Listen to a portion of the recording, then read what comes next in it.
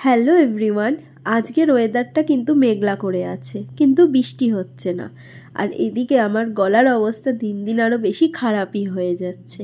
এই ঠান্ডা গরমে পুরো ঠান্ডা এত লাগা লেগেছে। আর এইদিকে আমার গাছগুলো দেখো কি সুন্দর সবুজ হয়ে রয়েছে। কদিন যা গরম পড়েছিল তাতে ভেবেছিলাম গাছগুলো সব মরেই যাবে, আর পাতাগুলোও এত হলুদ হয়ে যাচ্ছিল, ভেবেছিলাম হয়তো কোনো গাছই বাঁচবে না।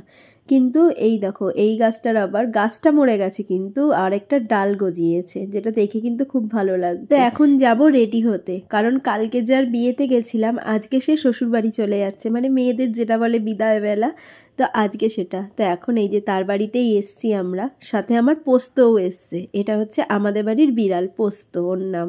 এখানে লোকজন বেশি, কোনো অনুষ্ঠান হচ্ছে সেখানে আমাদের এই পোস্তরানী কিন্তু একটু হলেও দেখা দেবে। আর এটা যেহেতু আমাদের বাড়ির একদম পাশেই, সেই কারণে পোস্তর এই বাড়িটা কিন্তু খুবই পরিচিত একটা বাড়ি। তাই ও পুরো মনে করছে নিজের বাড়ির মতো, ঘুরছে সব জায়গায়। যেখানে ছাদে কালকে অনুষ্ঠান হয়েছিল সেখানেও কিন্তু ও ছিল। কাল যখন বিয়েবাড়িতে এসছিলাম তখন দেখি সবাই চারিদিক থেকে শুধু পোস্ত আর পোস্ত ডাকছে।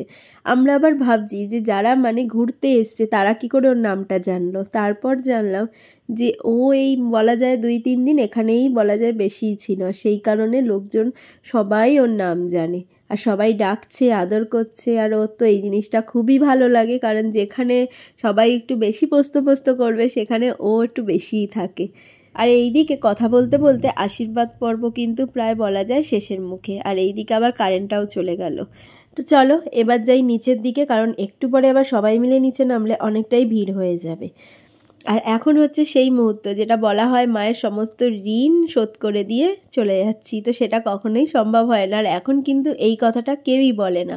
যেমন ছেলেরা বলে না যে দাসী আনতে যাচ্ছি, তেমন মেয়েরাও কিন্তু বলে না যে সব ঋণ শোধ করে চলে যাচ্ছি, কারণ মায়ের ঋণ কখনোই শোধ করা যায় না। তো এবার আমিও যাব বাড়ির দিকে, কারণ এখন আবার যাব হচ্ছে নিউ ব্যারাকপুর কিছু কেনাকাটা করতে। সামনেই আমার দাদার বিয়ে, আর কয়েকদিনের অপেক্ষা।